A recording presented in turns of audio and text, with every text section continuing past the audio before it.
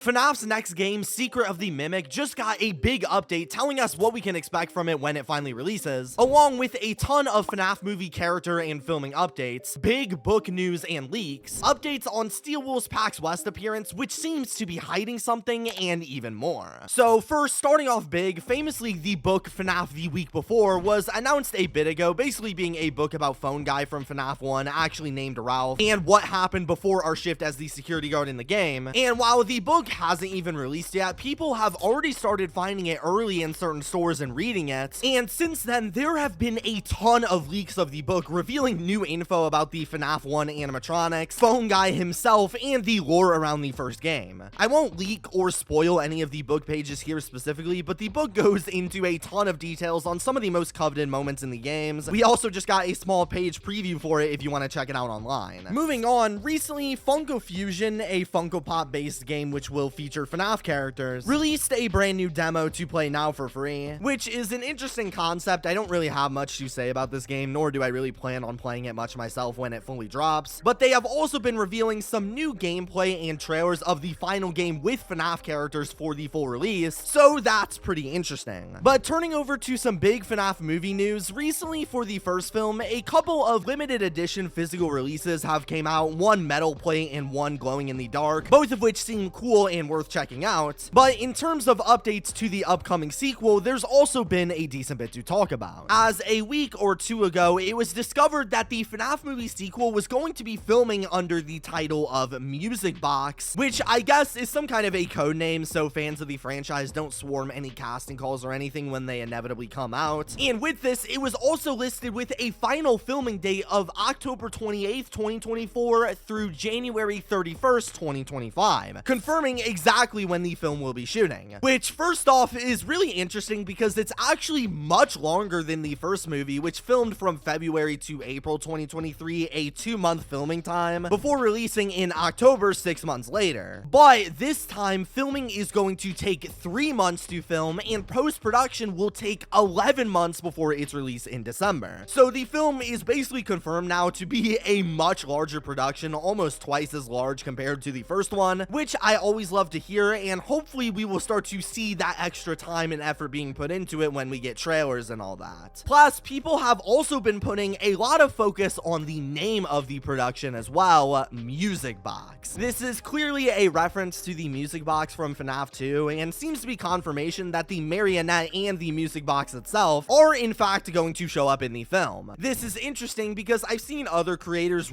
point out that we've already gotten a Music Box tease in the original FNAF movie's credits, where we could hear the Music Box's sound from the second game, meaning this has already been teased before, but we also never saw the puppet anywhere in the multiple teasers we got for the anniversary of all of the animatronics, so they are clearly trying to keep them under wraps and don't want any leaks or anything to be revealed, at least until they want to, while still giving us these little breadcrumbs, just nothing really concrete for now until we learn more about the film officially. At the very least, it lets us rest assured the Music Box will be a big part of the film in some way, but so will one of the main characters from the first film, Vanessa. As on Instagram, when asked if we were going to see more of Vanessa in FNAF 2, she replied, seemingly confirming these suspicions. Now, this was seen as kind of obvious because she is one of the main characters from the first one, but what makes this interesting is that during the end of FNAF 1, we famously saw Vanessa's arc end on a cliffhanger of her in the hospital. So many fans were worried she was going to die or was going to be in the hospital for the rest of the series and have that be it for her, but I'm hoping that this ambitious response suggests that Vanessa is going to return for a main appearance, and whatever happened to her in the hospital in the first film will be resolved early so she can make a full appearance. But overall, now that filming is coming up super soon, we can expect the full cast to be announced, or at the very least start leaking any moment now. I mean, last time for the first movie, we started getting cast confirmations in December before filming 2 months later, so I would expect updates on that at literally any minute now, so make sure you're subscribed to not miss those when they come out. Another small FNAF update worth mentioning is at the start of August, we learned FNAF is coming to Dead by Daylight in summer of 2025, and while not much has been revealed so far, in a live stream held by Dead by Daylight, they talked about the upcoming update saying, "Since the last show, we made a big announcement. We wanted to say to you, we've seen all your comment, your excitement about the Five Nights at Freddy's announcement, but I also wanted to say we can't say anything about it. Apart from it's coming in summer 2025, you'll have to stay tuned in the new year for more information, so hang tight, FNAF folks." which basically basically confirms to us that we could start to expect news for the title, like what skins and what kind of collaboration it will be when 2025 starts at the turn of the year, which kind of sucks because I was hoping to get some updates this year, but I guess we'll just have to wait. On the brighter side, the Ruin DLC and FNAF Help Wanted 2 also finally got announced to be coming to Nintendo Switch this year for holiday 2024. Plus, Into the Pit also got an update on its console release, with the devs saying they are expecting it to come this week, and it could be any day at this point. We'll let fans know as soon as we receive final approval. So more great news for console players. But moving on to what might be a massive update, it seems like Steelwool is preparing something big for Five Nights at Freddy's, I think. See, a couple weeks ago, Steelwool announced they would be holding a booth at PAX West from August 30th to September 2nd, so literally less than 24 hours from when I'm posting this. And over the past couple weeks, they explained that the booth is going to have first a couple of animatronic meetups with Freddy and Glamrock Freddy, plus a Paper Pal party booth where you can make your own ones like from the game, which is pretty cool, along with a couple other tiny things. But what makes this event the most interesting is recently the layout for the booths has been revealed, showing where everything will be located, and the Steelwool Studios booth is absolutely massive. It's probably the biggest one on the entire floor. It's larger than the food court, twice the size of the Nintendo booth and the Pokemon booth. It's insane. Now, this tells me that there's no way this entire booth is going to be just for an animatronic meetup and a wall to put up paper pals. I think there's going to be something more here. I mean, we've already heard rumors that Steelwool is working on a Help Wanted 2 DLC, and more interestingly, they also freshly announced their newest project, Secret of the Mimic, and it seems like this game is definitely going to be featured at this event in some way, as it just got a massive update as well. See, just a couple of days ago, we got an official PlayStation page for the upcoming game, first off confirming it is in fact a game, something we didn't really know at first because in the teaser trailer it doesn't mention anything about it being a game, just that it's some kind of a project, but this confirms the suspicions that it is in fact a video game. Plus, we can also see in the corner that this title will support the PlayStation VR, so it's going to be some kind of a VR supported experience, which is super interesting. They do mention that it's purely optional, meaning that this won't be a VR game, just something that can be played on VR, kind of similar to Help Wanted, which can be played in both ways. But what makes this interesting is, like we mentioned, they just announced this like literally a couple days before the event starts, so I believe, maybe optimistically, that they might be preparing to release some kind of info about Secret of the Mimic at this upcoming event, since they've now started giving us our first little breadcrumbs and teases leading up to PAX and their booth. Plus, we still don't really have a release window outside of a 2025 date or any real info on what the game will be or look like, so hopefully we'll get to learn more about this game there. It's possible we could see a new trailer or teaser. I mean, the only halt in this theory is that looking at the teaser, you could tell the game was in super early development, as they didn't show any kind of gameplay or really any indicators for what the game's going to be about, something devs do when the game is still in super early production and doesn't really have much to show off, for instance the Chapter 3 teaser trailer or the Bendy the Cage reveal trailer. But I guess we'll see when the event ends, and while we wait for that, check out this video for some other FNAF updates you might have missed.